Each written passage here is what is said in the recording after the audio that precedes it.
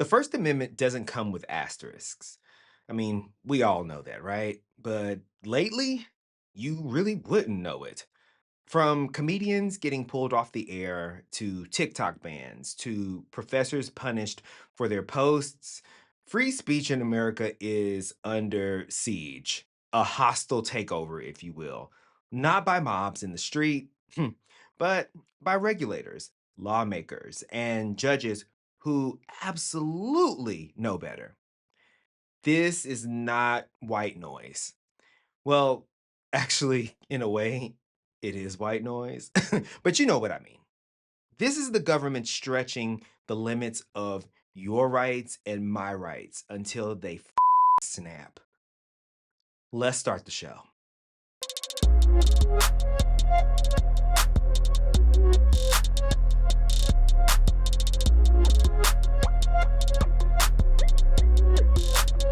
Hey, Hey, bestie. bestie. Welcome back to Overruled, the podcast where law, politics, and culture collide. And I make sure no precedent or politician escapes cross examination. I'm your host, Jay. JD pending, anxiety ongoing, and a few dad jokes guaranteed in this podcast. Today's docket, the First Amendment. Not as an abstract principle, but as a living, breathing promise, one that's being tested, bent, and in some cases, outright trampled.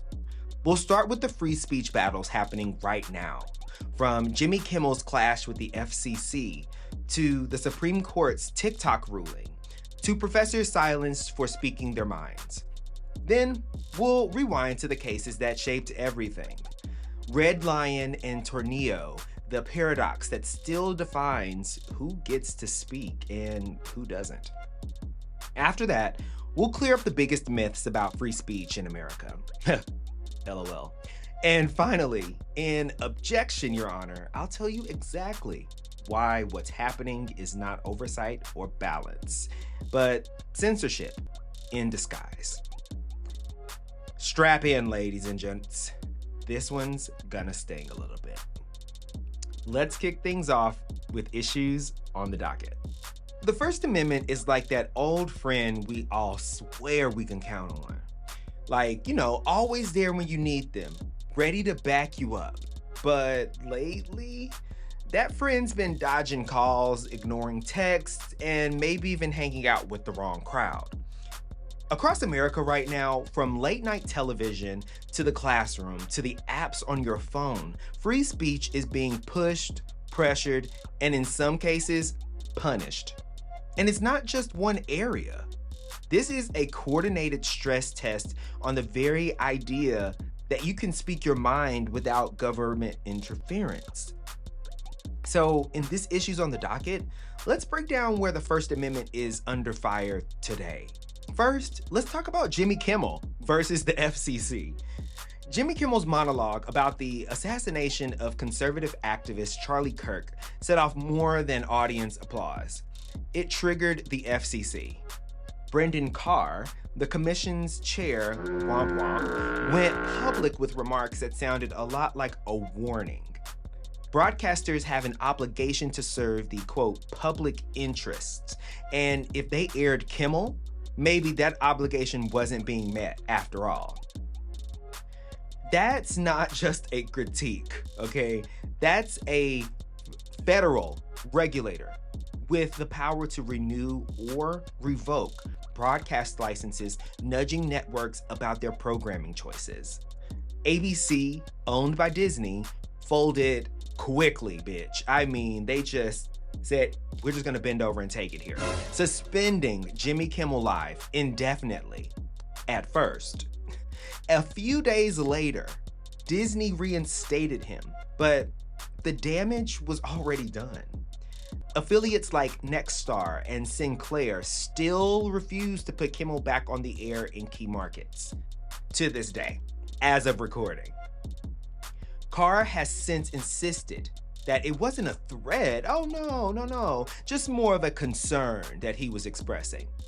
Lawmakers across the aisle didn't buy it either. In a very shocking and unexpected move here, Even Senator Ted Cruz, who's not necessarily known for rushing to defend late-night comedians, called Carr's comments, quote, dangerous.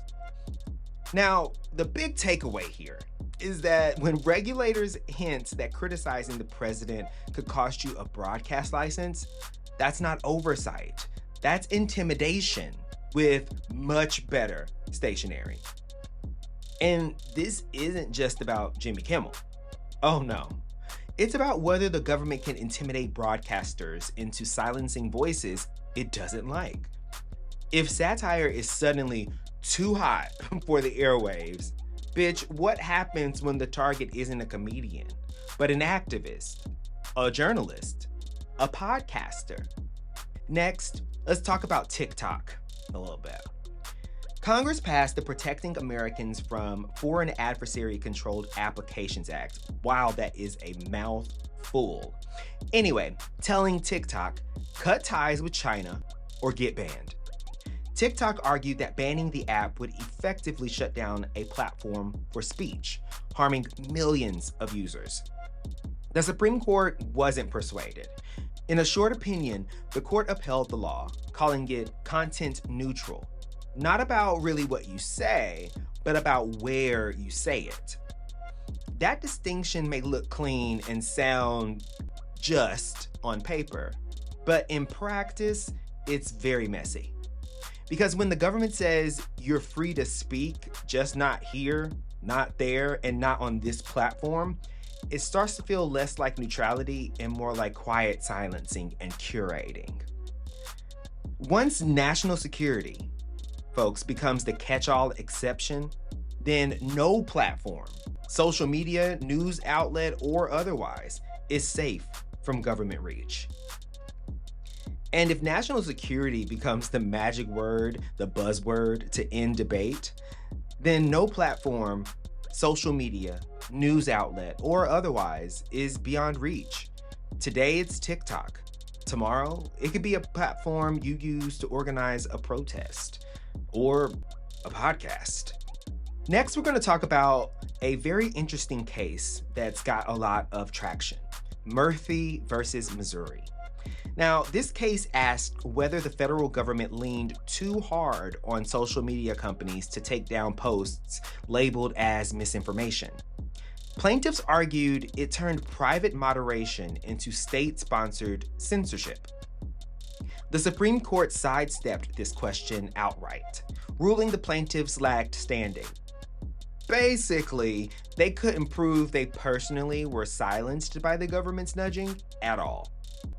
Justice Alito dissented, warning that the decision gave officials a free pass to keep applying, quote, sophisticated pressure in ways courts won't touch. As long as the government keeps its fingerprints light, the courts are willing to look the other way, it seems. What this means is that we're one step closer to a system where what you see online depends on what Washington quietly approves. And switching gears a little bit to our public institutions of higher learning, professors are also finding out just how thin their protections really are.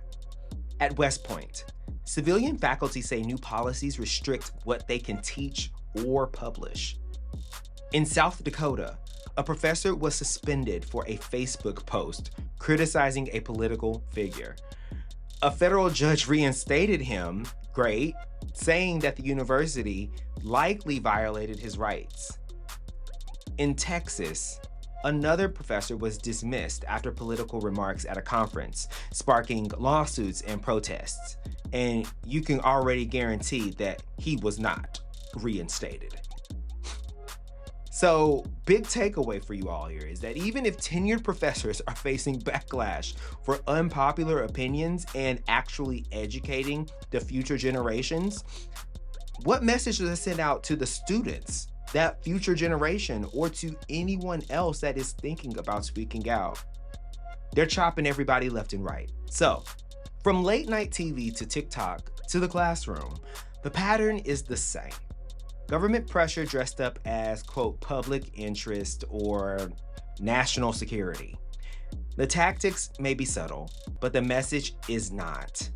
Speak too loudly against those in power, and suddenly your platform, your job, or your broadcast slot is on the chopping block. Which raises a very important question. How did we get here in 2025? To answer that, we need to go back to a case that gave the government one of its biggest tools to regulate speech, and the case that tried to slam that door shut. That's coming up next in The Case That Changed Everything. We'll be right back. Okay. So picture it. 1969. America is at war abroad and arguing at home. Well, that could be now. But anyway, Nixon is in the White House. Most households have 3 television channels and a radio or 2. The airwaves, those invisible frequencies that carry voices and music across the country, are extremely scarce. Whoever controls them controls the conversation. That's the world of Red Lion Broadcasting versus FCC. A case that asked, should the government step in to balance the conversation or get out of the way? A Pennsylvania radio station aired a fierce attack on journalist Fred Cook in 1969. Cook demanded airtime to respond under the FCC's fairness doctrine. The station refused. The Supreme Court unanimously sided with the FCC. When spectrum is scarce, the government can require broadcasters to air contrasting views. Justice Byron White wrote, quote, "It is the right of the viewers and listeners, not the right of the broadcasters, which is paramount." The court effectively gave the government a constitutional blessing to police fairness on the airwaves. Now, let's talk about another case that runs concurrent with what we just talked about here, okay, with the FCC. And that's going to be Miami Herald versus Tornillo. Here, a Florida man required newspapers to print a candidate's reply to criticism. Pat Tornillo demanded the Miami Herald publish his rebuttal. The Herald actually refused. The Supreme Court struck down the law unanimously. Forcing a newspaper to print speech, they said, violated the First Amendment. So here you kind of end up with a split screen. In the first case that I gave you a very brief overview of, Red Lion, government can force balance on broadcasters. Now, in this Tornillo case, that only happened 5 years later in 1974, government can't force balance on newspapers. See the distinction here? Scarcity versus abundance. Airwaves are limited. Newspaper print is not. Now, the fairness doctrine lived on into the 70s and 80s, chilling some very controversial broadcasts. In 1987, the Reagan era FCC repealed it outright, calling it outdated and speech chilling. The repeal unleashed partisan talk radio. People like Rush Limbaugh went national in 1988. Cable TV and later digital platforms flourished without fairness doctrine guardrails. But here's the kicker. Red Lion was never overturned at all. It's still, quote, what we call good law. Fast forward to today, kind of bridging the gap with these two cases and more so the Red Lion case in mind. FCC Chair Brendan Carr's warnings about Jimmy Kimmel and, quote, public interest, those are echoes of the Red Lion case. TikTok versus Garland, the case I mentioned in Issues on the Docket, Supreme Court calls a ban content neutral, just like Red Lion called regulation justified. Murphy versus Missouri, court sidesteps coercion. leaving government nudges intact. Another echo of Red Lion. The scarcity rationale may be dead, but new justifications, misinformation, national security, public interest have taken its place. Meanwhile, Tornillo lives too, protecting the editorial judgment. Platforms and publishers cite it to defend their right to moderate content. The paradox remains. One precedent empowers government regulation, the other restrains it. So, what does all of this mean, right? That the First Amendment's guardrails depend not only on the words of the Constitution, but on which precedent the court or the regulators decide to dust off when it's convenient. Red Lion gave the government an open door. Tornillo slammed that door shut. And in 2025, we're still living in the tension space between those two rulings. And somehow, we're supposed to just exist as if there's nothing wrong with that. Which brings us to the fine print.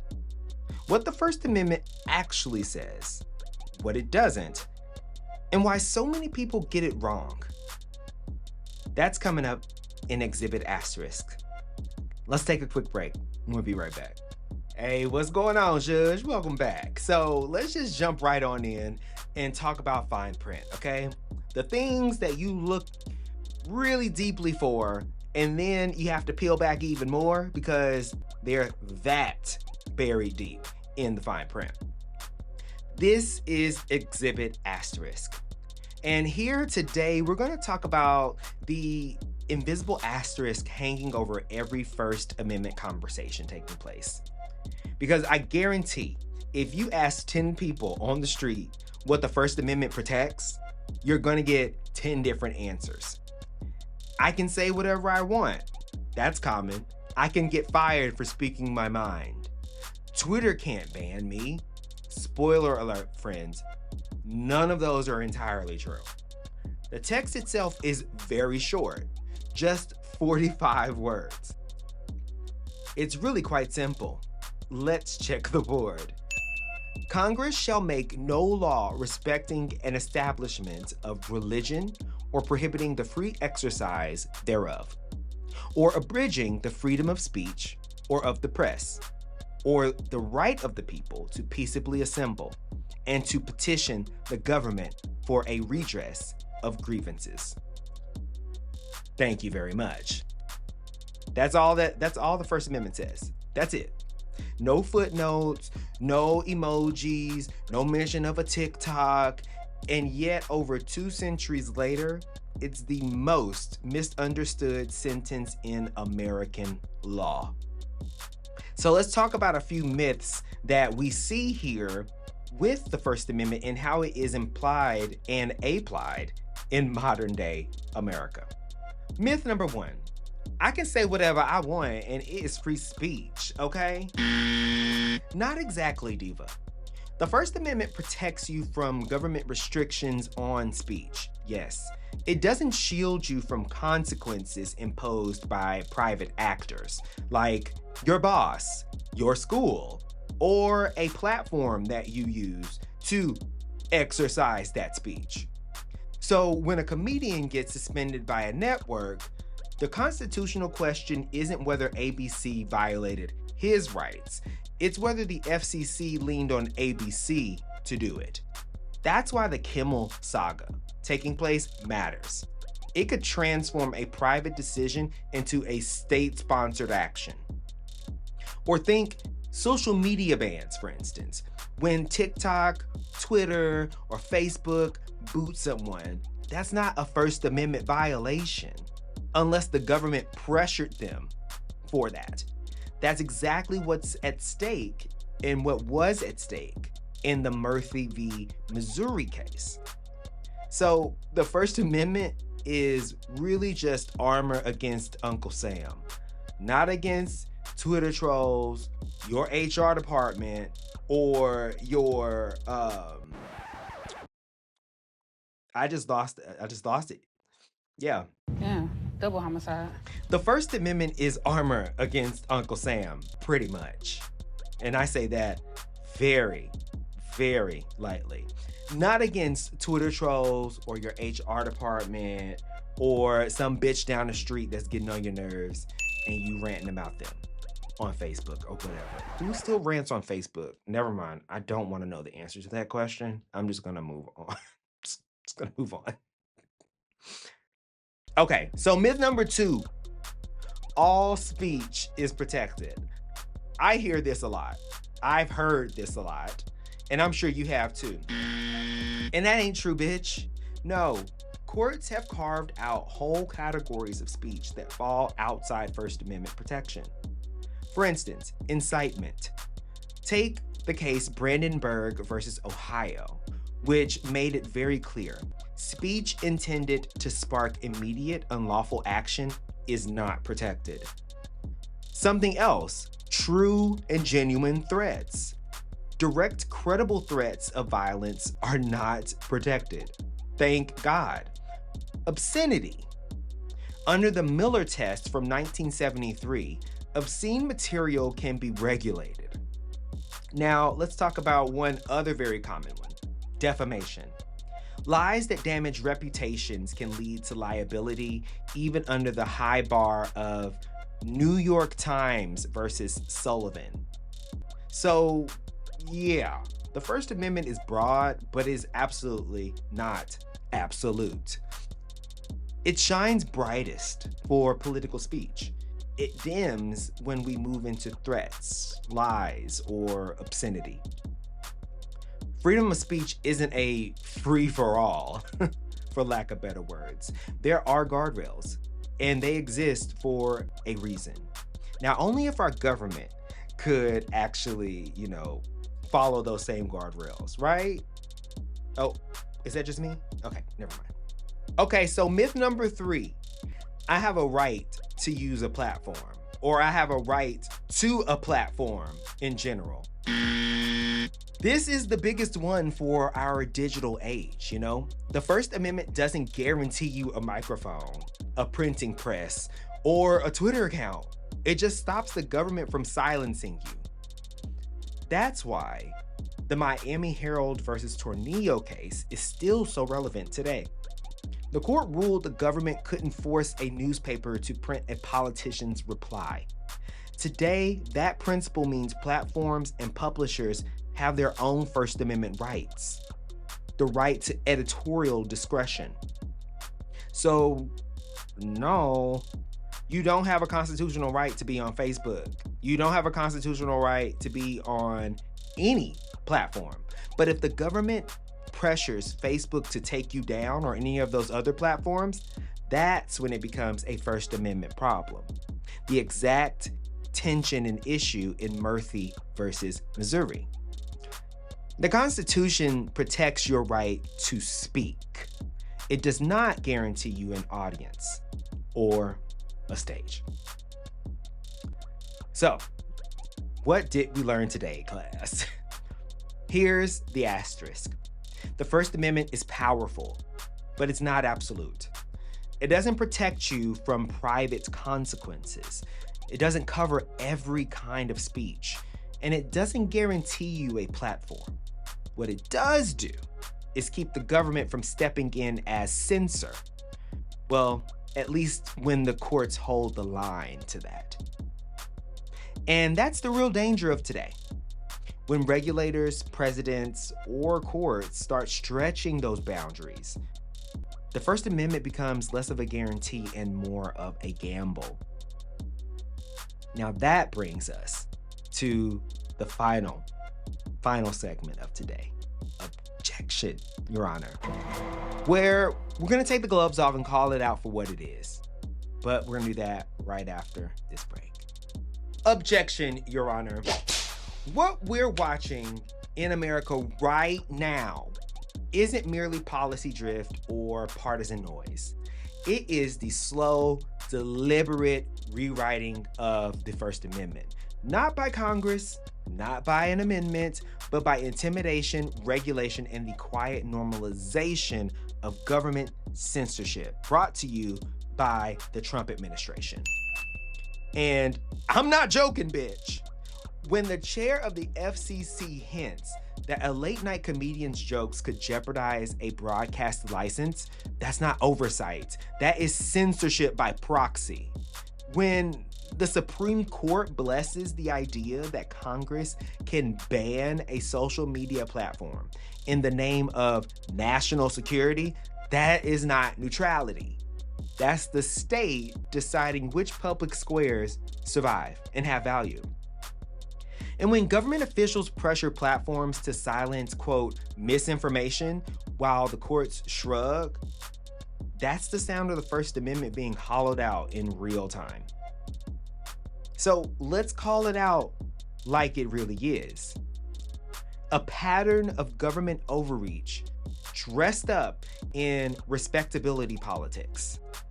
Quote, things like public interest, national security, content moderation, all fancy phrases for the same thing, controlling what you see, what you hear, and how you speak. It doesn't matter if the pressure comes from a Republican FCC chair threatening Jimmy Kimmel or a Democratic administration leaning on Twitter. The result is the same. A government that's supposed to be barred from abridging speech is finding workarounds, loopholes, if you will. And every time they succeed, it sets the bar lower and lower for the next official who wants to muzzle dissent. Here's why all of this should be terrifying to you listening right now. The First Amendment isn't just a line in the Bill of Rights. It's the safety valve of democracy, free speech. It's what lets us call out corruption, organize protests, challenge leaders, and yes, even tell bad jokes at their expense, aka satire. Take that away, even a little bit, and what's left? A country where criticism is tolerated only if it's convenient, where comedians self-censor, where professors second-guess what they can say in class, and where social media platforms learn that keeping Washington happy matters more than protecting your voice. That's not democracy, friends. That's window dressing on authoritarianism. And to be totally frank, both parties are guilty here. Republicans cheer when platforms silence speech they don't like, then cry foul when it's their voices being restricted. Woe is me, bitch. Woe the fuck is me. Democrats warn about misinformation, then shrug when their allies lean on tech companies to scrub content. Pot, kettle, black, blacker. Everyone wants the First Amendment when it protects them. Everyone wants to chip away at it when it protects you. Catch it. That's not principle. That's power politics. And it's the oldest trick in the book. We've been here before. Red Lion versus FCC gave the government permission to referee fairness on the airwaves. Miami Herald versus Tornillo said the government had no business telling newspapers what to print. Those precedents are still alive, and today, regulators and courts cherry pick whichever one suits their agenda. But here's the difference. In 1969, the court justified regulation because the spectrum was scarce at the time. In 2025, there is no scarcity, bitch. There's abundance. What we have now is a government looking for new excuses to do the same old thing: police speech. Now, the real danger here, and this is actually where if I'm already not being blunt, this is where I'm gonna get even more blunt. The First Amendment doesn't die in one dramatic Supreme Court opinion, okay? It dies in 1,000 little cuts. So, a little here, a little there, a little then, a little now, and what you wind up seeing is a ban here, A threat here, a precedent stretched just enough to cover the latest crisis, and by the time we realize what's happened, the space for dissent has shrunken so much that speaking out feels incredibly dangerous, and that is exactly where we are today. None of this is hypothetical. Look around. Professors are losing jobs for Facebook posts or for what they say in the classroom. Late night comedians are being yanked off the air left and right. Apps with millions of users banned because they're politically inconvenient. Now, each case could seem small or maybe even justified in isolation. But you put them together, aggregate them, and then you see the architecture of censorship being built brick by brick. So let us all call it like what it is, a betrayal to the American people. A betrayal of the very words written into our Constitution by the forefathers. Congress shall make no law abridging the freedom of speech. Period. Not except when it's inconvenient. Not except when the FCC chair is annoyed and is feeling zesty that day. Not except when national security is a trending topic. The First Amendment doesn't come with asterisks. Politicians add those. Judges enable them, and we, the people, let them when we're too distracted or too divided to notice. So here's my challenge to you. Don't just treat free speech like an abstract principle. Treat it like a muscle. Use it, defend it, demand it.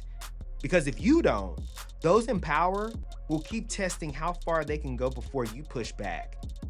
And when silence becomes the norm, when dissent becomes dangerous, when the First Amendment becomes a slogan instead of a shield, it's already too late. And we are fastly approaching that turning point. So, in summary, y'all, what's happening in America right now isn't fair. It's not balanced, and it sure as hell isn't constitutional. And if we don't raise some hell about it, like literally raise hell about it, in the courts, in the classrooms, in the culture, and in our midterm elections, then the First Amendment won't be a right anymore. It'll be a privilege that can be taken at a moment's notice. And having said that, folks, that's going to be a wrap on today's episode of Overruled. If there's one thing I hope you take away, it is this. The First Amendment isn't a museum piece, something to be lauded and admired from far away. It's a shield. And right now, that shield is being chipped away by people who swear, oh my God, they swear up and down they're only protecting you. Don't buy that. Please don't buy that. Free speech isn't a gift from the government. It's a right. Against it. Use it, defend it, demand it. Now, if you like today's episode, share it, rate it, review it, and remind your friends that rights unspoken, baby, those are rights undone. Follow the show on Instagram, TikTok, and Blue Sky at Overruled Podcast, and on YouTube at The Overruled Podcast. Or you can send me an email at theoverruledpodcast@gmail.com if you have a legal oddity, a rant of your own, or just a little weird law that you had experience with and you want to get something off your chest. I may just read it on the show. Hit that follow button, like I said, at all platforms that I'm still on until I too get taken down and taken off the waves.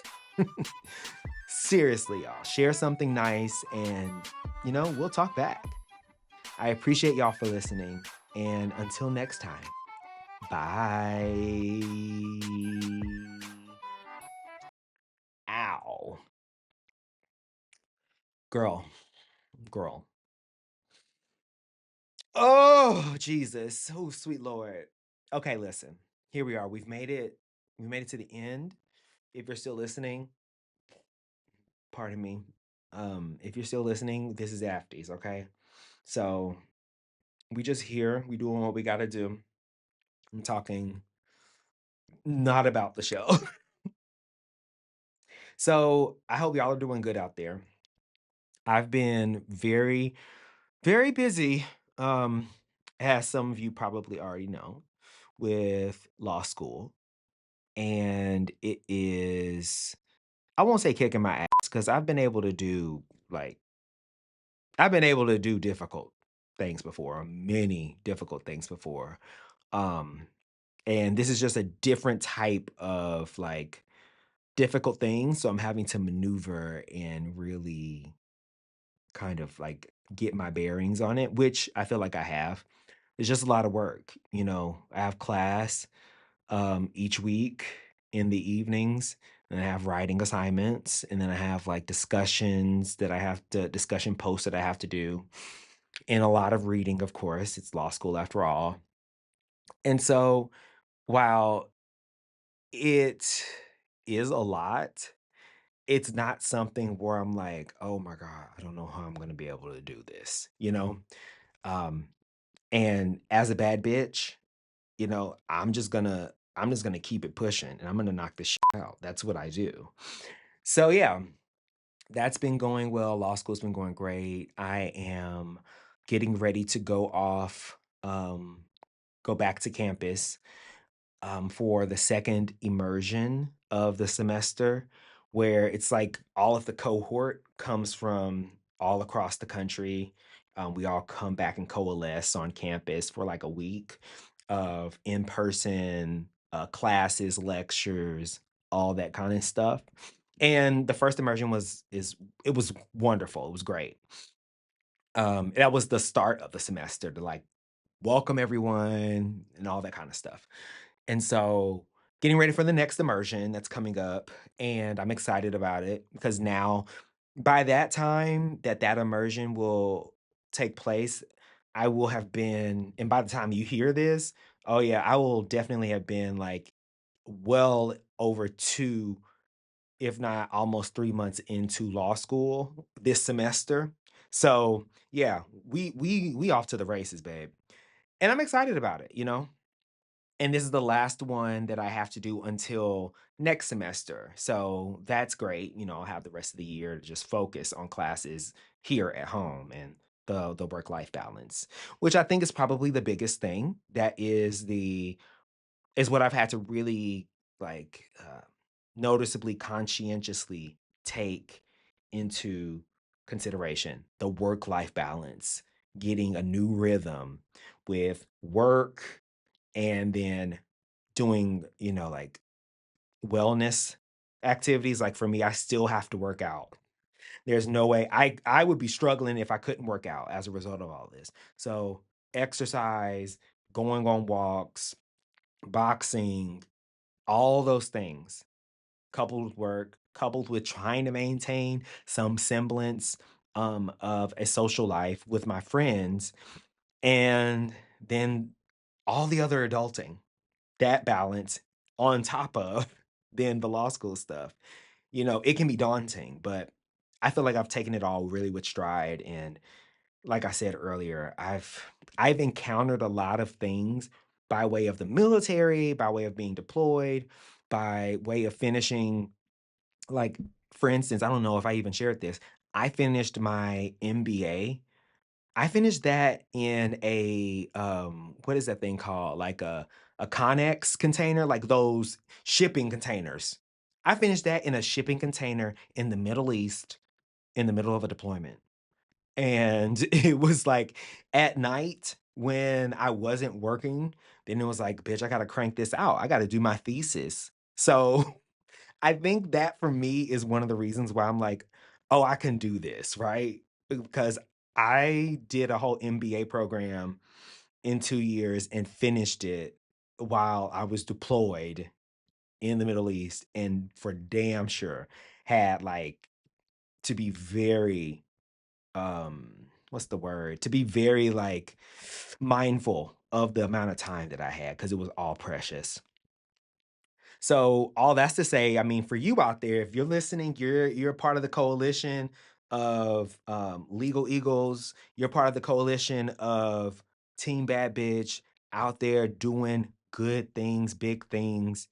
Don't let up, and also don't wait for the right moment to get your in gear. Even with this episode, okay, talking about the First Amendment, things being your speech being censored left, right, and center. You don't want to wait until it's too late for you to have the opportunity to pursue something, right? So, child, do your thing. Get out there, shake that ass, make that money. Don't let it make you. And that's it. Um, that's all I got for y'all, I think, today. I'm gonna go to the farmer's market because I haven't gone in a while. And I want to get just a few little things. I'm not going crazy. Trust me, I ain't got that kind of money to be farmers market shopping for everything.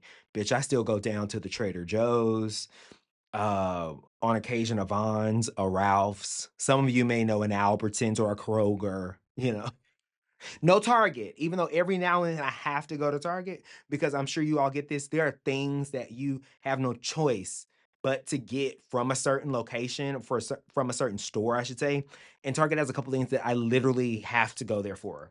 So it's no longer the trips that I know y'all remember. If you're listening to this, you're probably amongst them. The people that would go to Target, have a list of 2 or 3 things, and leave with $200 worth of stuff because you went browsing and found this cute thing, this little thing, and your cart is full. You went from a basket, actually, you went from having a handful of items to a basket to a cart. That kind of energy. Yeah, we don't do that anymore at Target. But yeah. And then, oh, I need to go to Costco as well. I need to get actual things for the house. But that's all I got, y'all. I hope y'all are doing well out there. I hope you're taking time for yourself, right? With everything that's happening, like you don't need me to tell you, but with everything that's happening around us, kind of like happening and being kind of force fed to us or what have you, it's easy for people to get overwhelmed and for people to be just over the. And I challenge you to do something about how you feel. If you feeling like this is and that is just like the standard operating energy you have when you get up in the morning, then challenge yourself to say, what can I do to be on the part of the solution of this and not just say it's bull and look at it like they want you to and become overwhelmed and consumed by it, right? So yeah, that's all I got, y'all. Love y'all for listening. Thank you so much for all of the kind words you all have been giving me. I've gotten a lot of really positive DMs and just, some of my friends have been really helpful in just letting me know that they appreciate and enjoy the podcast. I am intentionally trying to, not trying, that's the wrong word at this point. I am intentionally creating a platform, a forum where we talk about that's really going on in America, that's really going on legally that affects us. And yeah, there may be a handful of other podcasts that do it, and there may be others that have like, I'm sure there are, they have tons and thousands upon tens upon thousands of followers and audience, but I'm building this from the ground up, and that is rewarding. So I want to keep doing the work and keep doing what I can to give you all some great content that it's helpful, that is insightful, that gives you the feeling that, you can access this information more readily and easily compared to having to, watch the news, excuse me, or compared to having to actually go to law school like me. And unless you want to, and all of that, I'm just really happy that I'm able to do this for y'all. Okay, I'm gonna stop now because I need to go get my life together and enjoy my day. I will talk to y'all later. I love you. Not in a weird way. Love me back. Not in a weird way. Okay? All right. Bye.